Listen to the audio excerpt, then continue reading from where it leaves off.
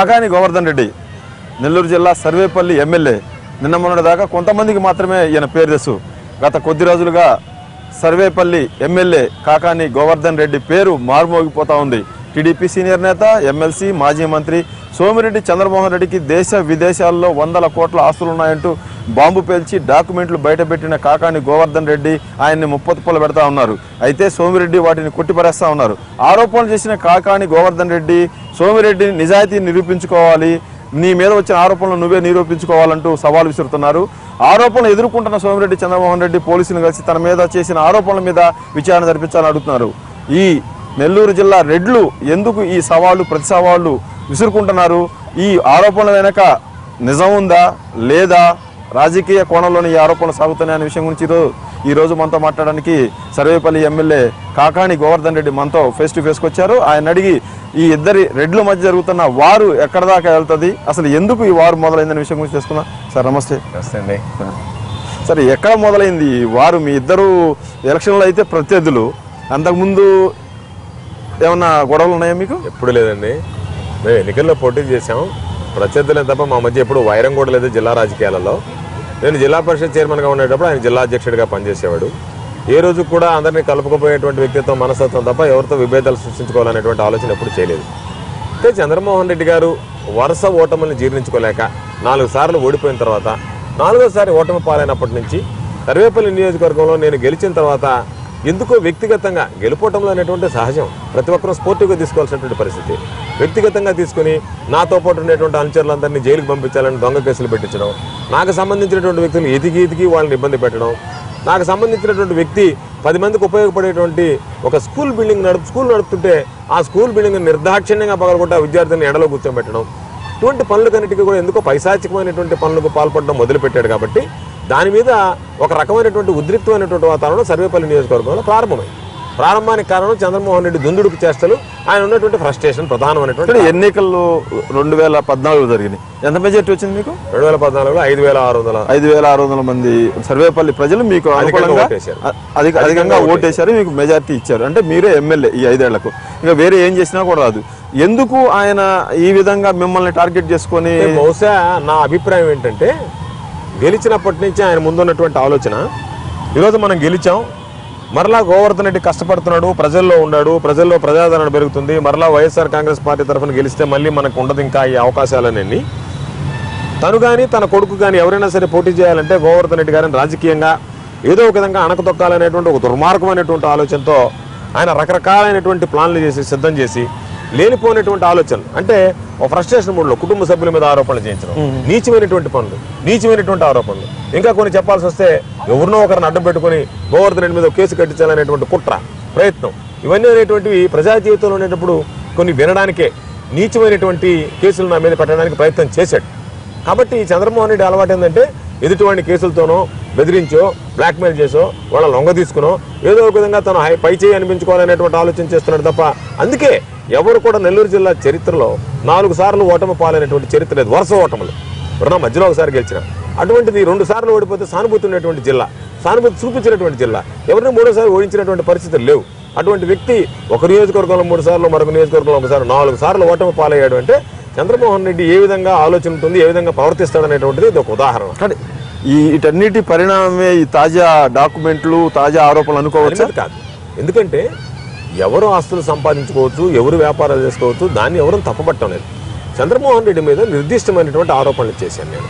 ఏమని చెప్పానంటే, నీరు చెట్టు పంట సంజీవని అనేటువంటి రైతులకు సంబంధించినటువంటి కార్యక్రమాలు, నీరు చెట్టులో 12% వసూలు చేశాడు ఒక్కొక్కరి దగ్గర, ఒక్కొక్క పనికి 10 లక్షల రూపాయల వరకు అంచనాలు తయారు చేయించి.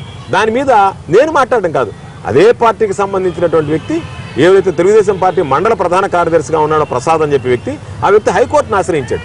ఓకే, ఏది ఇతను విధంగా నాకు పనిచ్చి నేను పర్సెంటేజ్ ఇకపోతే వేరే వాళ్ళకి మార్చి ఇచ్చారు ఈ పని అని చెప్పి బయట బాటంగా పత్రికలకు ఇచ్చాడు. అధికారంలో ఉన్న పార్టీలో అధికారంలో మండల ప్రధాన కార్యదర్శిగా తెలుగుదేశం పార్టీకి ఎవరైతే ఉన్నాడో, పని చేస్తున్నాడో ఆ వ్యక్తే చంద్రమోహన్ రెడ్డి పర్సెంటేజ్లు అడుగుతున్నాడో. అలాంటి పరిస్థితి ఉంటుందా? నిజంగా అడిగాడు. చంద్రమోహన్ రెడ్డి అనేటువంటి వ్యక్తి 12% తీసుకునేటువంటిది వాస్తవం, తీసుకుండొచ్చు మీరు చెప్పినట్టు. అయినా కానీ పార్టీలో ఉన్నతను, పార్టీలో అధికారం అంటే పార్టీలో అతనికి పనిచ్చారు. ఏ వ్యక్తి మండల ప్రధాన కార్యదర్శి గ్రామానికి సంబంధించి అతను పనిచ్చారు, అతని దగ్గర పర్సెంటేజ్ అడిగారు. పర్సెంట్ కోర్టు తీసుకుపోతే పర్సెంటేజ్ చెప్తున్నా, పర్సెంటేజ్ అడిగారు. పర్సెంటేజ్ అడిగిన తర్వాత ఆ వ్యక్తి ఇవ్వడానికి నిరాకరించడంతో ఆ పని అతనికి రద్దు చేసి వేరే వాడికి ఇచ్చారు. పని కోసం పని కోసం నాకు ఆధారాలు, నాకు ఇచ్చిన రిజల్యూషన్ రద్దు చేసి నేను 12% ఇవ్వలేదు కాబట్టి కమిషన్ తీసుకుంటున్నాడు సోమిరెడ్డి అని కోర్టుకు వెళ్ళలేదు. అలా 12% రిజర్వేషన్ నా మామూలు నాకు ఇచ్చినటువంటి రిజల్యూషన్ రద్దు చేసి వేరొకరికి ఇచ్చారని చెప్పి కోర్టుకు వెళ్ళాడు. అదే విధంగా పత్రికల్లో ఇచ్చాడు. ఈ విధంగా 12% నన్ను అమ్మో డబ్బులు అడిగారు కమిషన్, అది ఇవ్వలేదు కాబట్టి పత్రికల్లో ప్రకటించాడు. మీరేమీ లేరు కదా ఆయన వెనక. నాకు అసలు అవసరం కూడా లేదు, ఎందుకంటే చంద్రమోహన్ రెడ్డి స్టేట్మెంట్ ఇచ్చాడు, మా తండ్రి రాజకీయాలు ఉండేటప్పుడు ప్రసాద్ నిబంధనల పాలు గురి చేశాడని చెప్పి మాట్లాడాడు. కాబట్టి ప్రసాద్ నాతో పాటు ఇప్పుడు ఉండేటువంటి వ్యక్తి కాదు. సోమిరెడ్డి చంద్రమోహన్ చెప్పేది ఏంటంటే ఆయన తెల్ల కాగితం లాంటి వాడు. 80వ దశకం నుంచి కూడా రాజకీయాల్లో ఉన్నారు. హైదరాబాద్లో బాడుగిళ్ళలో ఉన్నారు, నెల్లూరులో బాడుగిళ్ళలో ఉన్నారు, అలీపురంలో ఒక ఇల్లు మాత్రమే ఉంది. నా మీద అబండాలు వేస్తున్నాడు కాకాని గోవర్ధన్ రెడ్డి. అమ్మ తోడు వాటిని నిరూపిస్తే నెల్లూరులో ఏ సెంటర్లో అయినా క్షమాపణ చెప్తున్నాడు. అసలు మీరు చెబుతున్న కాగితాలకు విలువ ఉందా? అది అసలు ఎక్కడ తీసుకొచ్చారు? ఇప్పుడు నాకు ఒక సమాచారం వచ్చింది. ఆ సమాచారాన్ని నేను ఒకసారి చూసిన తర్వాత చంద్రమోహన్ రెడ్డి అవినీతిని గురించి కూడా చెప్తా. చంద్రమోహన్ రెడ్డి మీద నాకుండేటువంటి అభిప్రాయానికి ఆ కాగితాలు దగ్గరగా ఉన్నాయి కాబట్టి చంద్రమోహన్ రెడ్డి సంపాదన ఈ విధంగా ఉంటుందనేటువంటి ఆలోచన చేసిన తర్వాత చంద్రమోహన్ రెడ్డి మీద ఆ కాగితాలకు సంబంధించి నేనేం దాచిపెట్టలే, ఆధారాలు మీడియాతో సహా మీడియా ముందు పెట్టా. ఇదిగో ఈ విధంగా ఉన్నాయి ఆధారాలు అని చెప్పా. ఈరోజు ఆధారాలు అవునో కాదో ఎన్ఫోర్స్మెంట్ డైరెక్టరేట్ పోయి విచారించని చేయమనండి. నేను చెప్పిన దాన్ని కట్టుబడి ఉన్నానని చెప్పి పదే చెప్పా. ఈరోజు అవన్నీ పక్కన పెట్టి పోలీస్ స్టేషన్లో, రూరల్ పోలీస్ స్టేషన్లో కేసు పెట్టి నా మీద కేసు నమోదు చేయించి కక్ష సాధించడానికి ప్రయత్నం చేయడం, తను క్లీన్ చిట్ తీసుకోవడానికి ప్రయత్నం చేయడం తప్ప మరొకటి లేదు. డాక్యుమెంట్లు ఫోర్జరీ అంటున్నారు అని కరెక్టే. ఫ్యాబ్రికేటెడ్ అన్నావు. ఫ్యాబ్రికేటెడ్ అన్నప్పుడు సెకండరీ. మొట్టమొదట ఆ డాక్యుమెంట్లోకి జెన్యునిటీని చేయకుండా ఈరోజు నీకు అధికారం ఉంది కాబట్టి ఎవడో ఒకరిని తీసుకొచ్చి ప్లాన్ చేసి వాడి చేత ఈ ఫోర్జరీ డాక్యుమెంట్స్ అని చెప్పి క్లీన్ చిట్ తీసుకోవడం సరికాదు కదా. నువ్వు first genuine of the documents verify చేయించాలి. ఆ డాక్యుమెంట్స్ జెన్యూనా కాదా తేలాలి. డాక్యుమెంట్స్ జెన్యూనా కాదా తేలిన తర్వాత, ఇన్వెస్ట్మెంట్స్ ఉండా లేదా తేలిన తర్వాత ఏ విధంగా ఈ డాక్యుమెంట్స్ వచ్చాయనేటువంటి దాని మీద విచారణ చేయించవచ్చు మనం. కాదు సార్, గుడ్డ కాల్చి సోమిరెడ్డి మొహానేసి తుడుచుకోమని చెప్పడం మామూలు. నేను చెప్పేది ఏంటంటే నీ మీద ఆరోపణలు వచ్చాయి, నువ్వు నా మీద చాలా ఆరోపణలు చేసావు. నువ్వు చేసినటువంటి ప్రతి ఆరోపణకు నేనేం చెప్పా, నువ్వు చేసినటువంటి ఆరోపణలు నువ్వు రుజువు చెయ్యి, లేకపోతే నేను రుజువు చేస్తానని చెప్పా. ఈ రోజు నీకు ఆధారాలతో సహా ఇచ్చాను కాబట్టి నీకు అవకాశం ఉంది. నువ్వు నా మీద లేనిపోయినటువంటి ఆరోపణలన్నీ చేసావు, ఈ రోజు చేస్తున్నావు. నీ మీద ఎన్ని కేసులు ఉన్నాయి, నీకు సంబంధించి భూ కబ్జా ఉందని నువ్వు చెప్పినటువంటి వాడు నువ్వు అధికార పార్టీలో ఉండవా, ప్రతిపక్షంలో ఉండవా? అధికారంలో ఉండవు. అధికారంలో ఉంటే నీ రెవెన్యూ అధికారులు డిసెంబర్ 3వ తేదీ సర్వే చేశారు. 28 రోజులుగా సర్వే రిపోర్ట్ ఇవ్వకుండా ఎందుకు? సర్వేపల్లిలో కాకాని గోవర్ధన్ రెడ్డి భూ ఆక్రమణలకు పాల్పడుతున్నాడు, ఫ్లాట్లు ఖాళీగా ఉంటే ఆక్రమించుకుంటున్నాడు, రోడ్లతో సహా ఈ కేసులన్నీ నమోదైనవి. దళితుల భూములు కూడా ఆక్రమించుకున్నాడు. వావిలేటిపాడు అని, తొండూరు, ఈ చోట మీ మీద కేసులు ఉన్నాయా? నా మీద ఒకే ఒక కేసు పెట్టాడు వావిలేటిపాడులో. అది కూడా ఏంది, ట్రెస్పాస్ కేసు అని. యాక్చువల్గా ప్రైవేట్ డిస్ప్యూట్స్లో ట్రెస్పాస్ కేసు అనేటువంటి రిజిస్టర్ చేసే అవకాశాలు కూడా ఉండవు. అయినా సరే అధికారం పెట్టి రోజు అవన్నీ చూసుకునే ట్రెస్పాస్ చేశారా? కేసు పెట్టడానికి వీల్లేదని ఉండదు, కానీ చేయించాడు అంటున్నాను. ఈ రోజు నేను చెప్పేది చంద్రమోహన్ రెడ్డి ట్రెస్పాసింగ్ అనే పదానికి ముందు చంద్రమోహన్ రెడ్డికి ధైర్యం ఉంటే చంద్రమోహన్ రెడ్డి నిలబడమనండి. ఈ మాట మీద నిలబడమనండి. ట్రెస్పాస్ చేసింది రుజువు చేస్తావా? రుజువు ఇప్పుడు ఇక్కడ జరిగే విషయం నీ మీద చెప్పినటువంటి అన్ని చెప్పినటువంటి బయట కేసు కట్టడం కాదు. కేసు ఈ రోజు నువ్వు అధికారంలో ఉన్నావు కాబట్టి ఏ కేసు అని కట్టించవచ్చు, అది కాదు లెక్క. ఈ రోజు నువ్వు అధికారంలో ఉన్నావు, అధికార పార్టీ, నేను ప్రతిపక్షంలో ఉన్నా. నా మీద ఎవరు అధికారంలో నాకు చేయరు కదా, ఫేవర్ చేయరు కదా. నువ్వు రుజువు చేయి, ఇంకా నీకే ఫేవర్గా చేస్తారు. నువ్వు రుజువు చేయగలిగితే, ఇప్పుడు నేను కోర్టులో వేస్తున్నాను దాన్ని ఇప్పటికే, దీన్ని రుజువు చేయండి దానికి సంబంధించి అని చెప్పి నువ్వు రుజువు చేయి.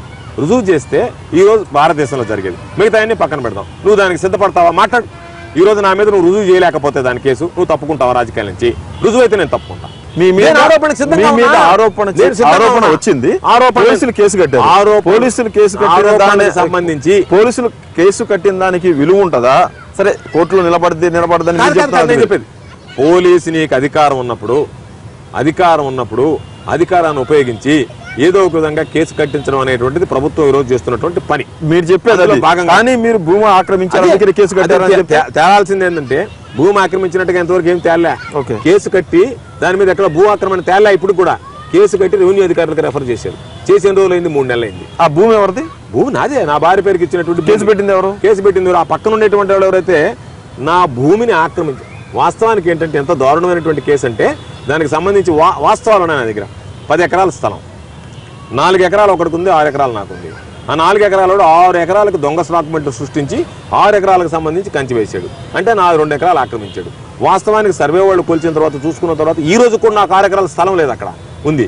కాబట్టి నీ డాక్యుమెంట్లు ఏ విధంగా పక్కన అమ్మినటువంటి వాడు ప్లాట్లు అమ్మినటువంటి వాడు డాక్యుమెంట్లు ఏ విధంగా ఉన్నాయి, నా డాక్యుమెంట్లు ఏ విధంగా ఉన్నాయనేటువంటిది జిల్లా కలెక్టర్ గారి దగ్గర నుంచి ప్రతి ఒక్కరికి తెలిసినటువంటి విషయం. కాబట్టి దాన్ని తేల్చితే చంద్రమోహన్ రెడ్డికి నాకు క్లీన్ చిట్ వస్తుందని చంద్రమోహన్ రెడ్డి అణగదొక్కడానికి ప్రయత్నం చేస్తున్నాడు. ఈ రోజు వాస్తవాలు వస్తాయి కదా, వాస్తవాలు అనేటువంటి దాగిపోవు కదా. విదేశాలు అయితే లేట్ కావచ్చు కానీ ఇక్కడ ఉండేటువంటి వెంటనే వస్తాయి. అదొకటి. రెండోది, చంద్రమోహన్ రెడ్డి పదే పదే ఏం చెప్పాడంటే, చెప్పినటువంటి మాట మీరు చెప్పిన మాట, నేను మొత్తం ఆస్తులు అమ్ముకున్నాను మా నాయన పేరుతో ఉన్నటువంటి ఇల్లు కానీ వాళ్ళ భార్య పేరుతో పవర్ ప్రాజెక్ట్స్లో ఉండేటువంటి ఆధారాలతో సహా లిమిటెడ్ కంపెనీస్ ఇండియాలో ఉన్నాయి పెట్టా. కాదంటావా చర్చకు రా, ఈరోజు నువ్వు బయటకు ఉంది. నీ కొడుకు 9 కంపెనీలు ఫ్లోట్ చేశాడు, 1, 2 కాదు. దాంట్లో ఎంత క్యాపిటల్ ఉంది, ఎంత షేర్ ఉన్నాయని పక్కన పెడతాం. ఏ వ్యక్తి అయినా ఆస్తులు అమ్ముకొని ఇళ్ళు తప్ప వేరే లేనటువంటి వ్యక్తి 9 కంపెనీలు ఫ్లోట్ చేసేటువంటి స్థాయి ఉంటుందా, అంత ఆర్థిక స్తోమత ఉంటుందా? రెండవది, నీ భార్య పేరుతో 3 పవర్ ప్రాజెక్టులు ఉంటే ఒక ప్రాజెక్టులో ఆమె డైరెక్టర్గా రిజైన్ చేసింది, 2 ప్రాజెక్టులు ఉన్నాయి. నీ పేరుతో ఒక పవర్ ప్రాజెక్ట్ ఉంది. కాబట్టి ఇవన్నీ దేశంలో బ్యాంకాంగ్ దేశంలో ఉండేటువంటి ఈ దేశంలో ఉండేటువంటి వాటిని గురించి నువ్వు ఎందుకు విచారణకు సిద్ధపడలేదు? ఈ రోజు వరకు చెప్పావు దేశంలో ఉండే విచారణ సిద్ధపడ్డా, డీజీపీని కలిసి దేశంలో ఉండేటువంటి వాటి మీద రావట్లేదు, నెల్లూరు రూరల్ పోలీస్ స్టేషన్ విచారణకు రావట్లేదు, దేశంలో ఉండేటువంటి వాటి గురించి విచారణ రావట్లేదు. దేశంలో ఉండేటువంటి వాటి విచారణ సాయంత్రానికి తేలిపోతుంది. సో మీరు తీవ్రమైన ఆరోపణలు చేశారు. మీ నాయకుడు జగన్ మీద కూడా ఇలాంటి తరహాలోనే ఆరోపణలు వచ్చాయి. హైకోర్టుకు శంకర్రావు, అప్పుడు మంత్రిగా ఉన్న శంకర్రావు ఒక పిటిషన్ వేశాడు, దాని విచారణ తీసుకుంది. ఇది పెద్ద స్థాయి కుంభకోణం లాగా ఉంది, దీని మీద సిబిఐ విచారణ జరపాలని ఆకుని. మీరెందుకు ఇన్ని రోజుల నుంచి 24, 23వ తారీఖు మీరు ఆరోపణ చేశారు, ఈ రోజు 30వ తారీఖు 31వ తారీఖు వచ్చాము మనము, ఎందుకు మీరు ఆ దిశగా అడుగు వేయట్లేదు? అంటే ఊరికే జస్ట్ జాయింట్ డైరెక్టర్కి ఇచ్చాము, సిబిఐకి విచారణ చేయమని చెప్పించాము, సిబిఐకి ఇచ్చాము, జాయింట్ డైరెక్టర్ ఆఫ్ ఎన్ఫోర్స్మెంట్కి పంపించాము.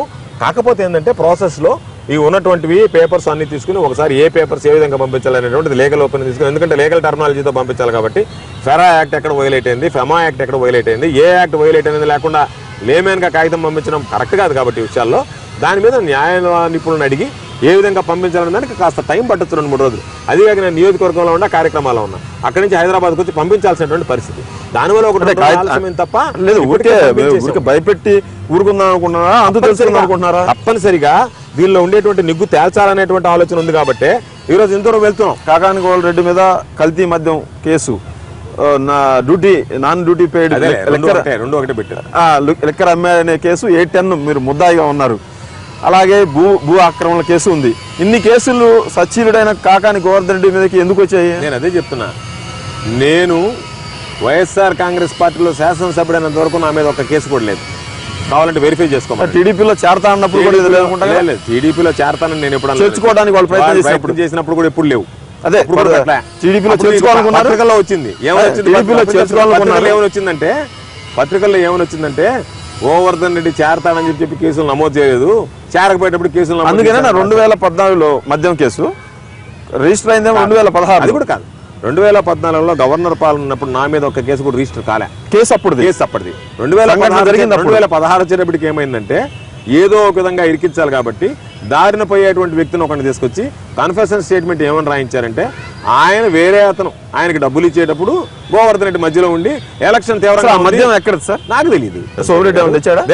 నేను సింపుల్ గా చెప్పేటువంటి విషయం ఏంటంటే, నేను ఎక్కడా కూడా కార్యకర్తలకు సంబంధించి ఎన్నికలు చేసేటప్పుడు ఓట్లు అడిగేటువంటి పని తప్ప మిగతా పనులు ఏవి కూడా మీ వాళ్ళు నడిపిస్తున్నారా? మిగతా కార్యక్రమాలు డబ్బు పంపిణీ చూడను నాకు అలవాటు కూడా. అంటే దీనికి సంబంధించి ఒక విధంగా చెప్పాలి అంటే, మందు పంపిణీకి నేను వాస్తవానికి విరుద్ధంగా ప్రవర్తించేటువంటి వ్యక్తిని ఎక్కడ కూడా.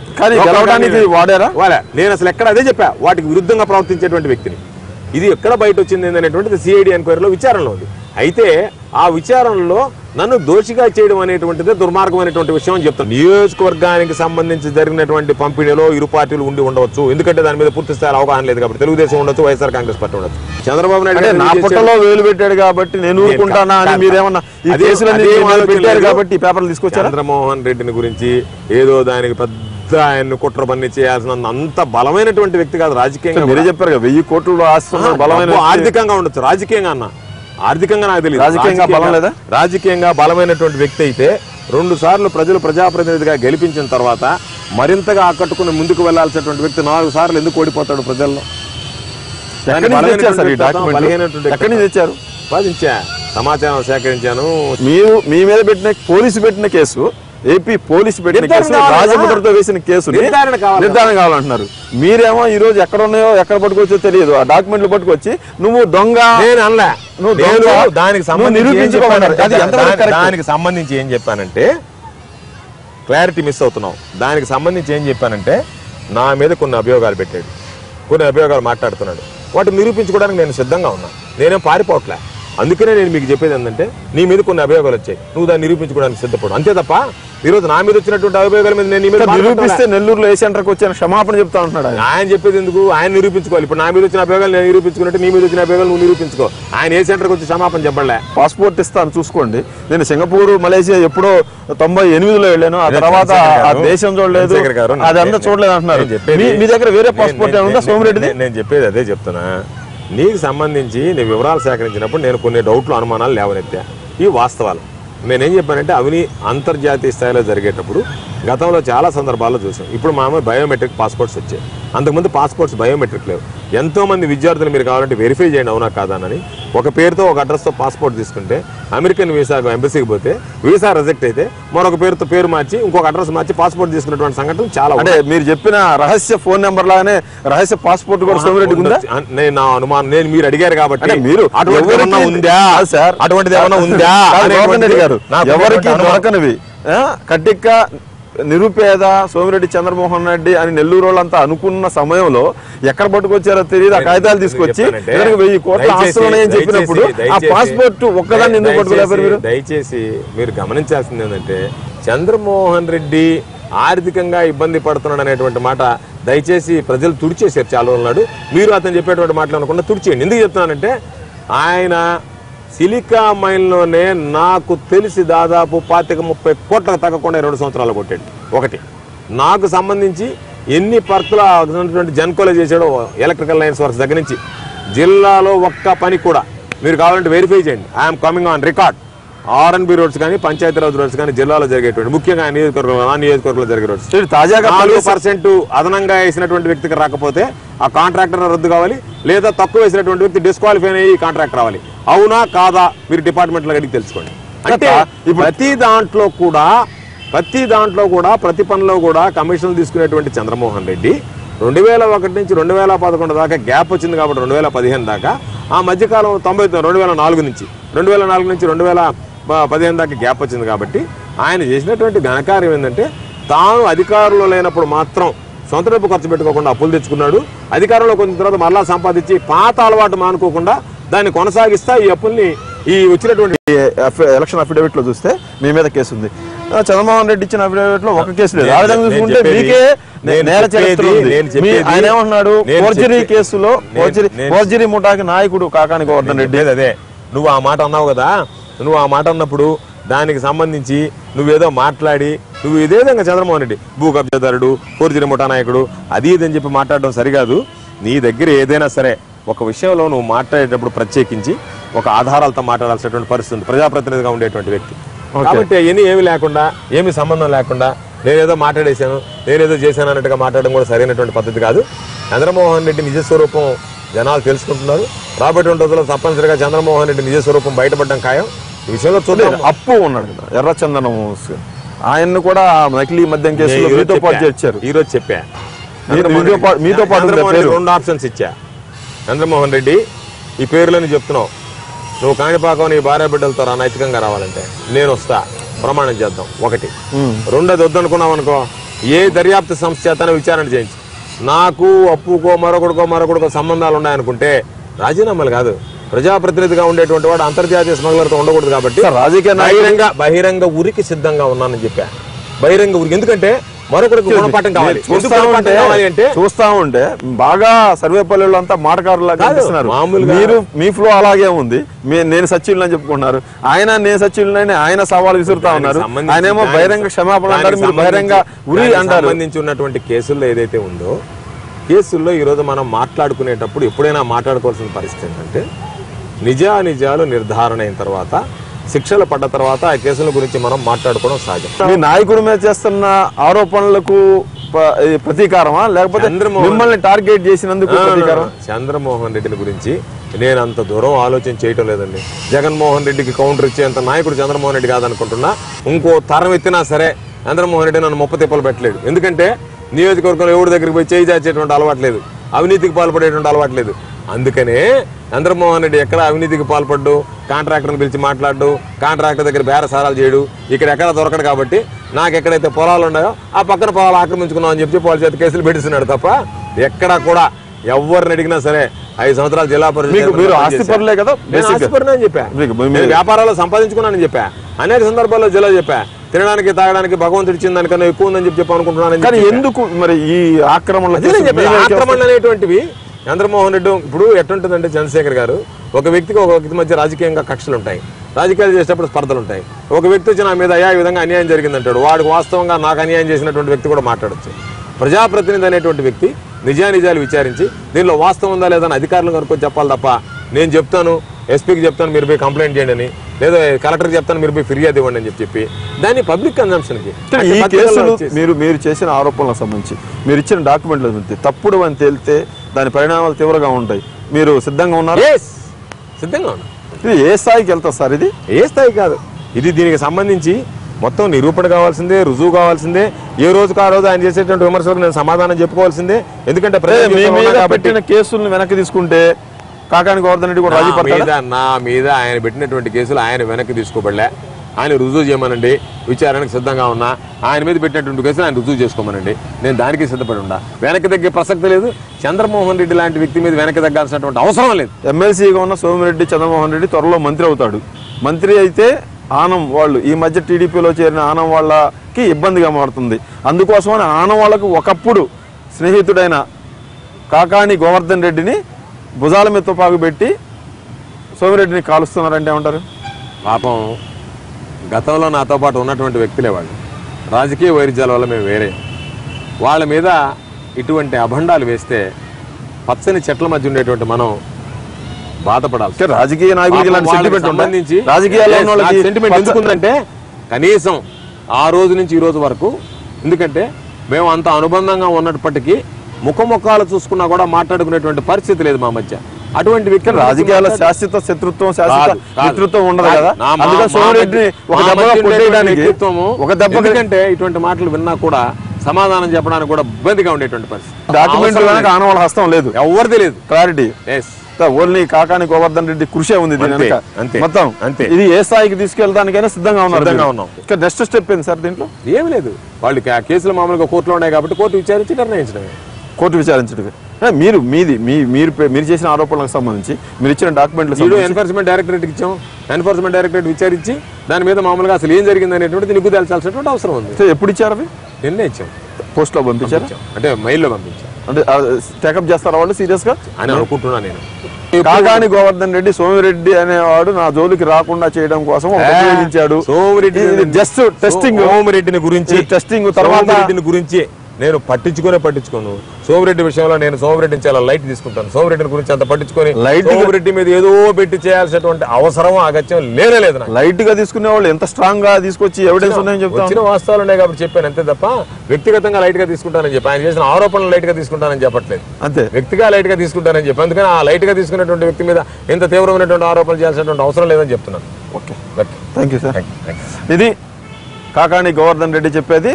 ఖచ్చితంగా సోమిరెడ్డి తన మీద వచ్చిన ఆరోపణలు నిరూపించుకోవాల్సిన అవసరం అయితే ఉంది. నేనైతే అతని మీద చేసిన ఆరోపణలకు పూర్తిగా కట్టుబడి ఉన్నాను. దీంట్లో నేను తప్పు చేశానని నాకు ఉరిశిక్ష వేయించుకోవడానికి సిద్ధంగా ఉన్నాను. అదే సమయంలో సోమిరెడ్డి తన మీద వచ్చిన ఆరోపణలకు ఏ శిక్ష అయినా అనుభవించక తప్పదు. నా మీద ఫ్యాబ్రికేటెడ్ కేసులు పెట్టారు, అవన్నీ కోర్టులో తేలుతాయి. ఎవరు ముద్దాయి, ఎవరు నేరస్తుడు, ఎవరు నిందితుడు, ఎవరు నిర్దోషి అనేది. సోమిరెడ్డి విషయంలో ప్రపంచం అనుకునేది వేరు, లోపల ఉన్నది వేరు. అదే నేను బయట పెడుతున్నానని చెప్తున్నారు. ఇది ఈ వారం ఫేస్ టు ఫేస్. మరొక ఫేస్ టు ఫేస్లో మరొక వారం మళ్ళీ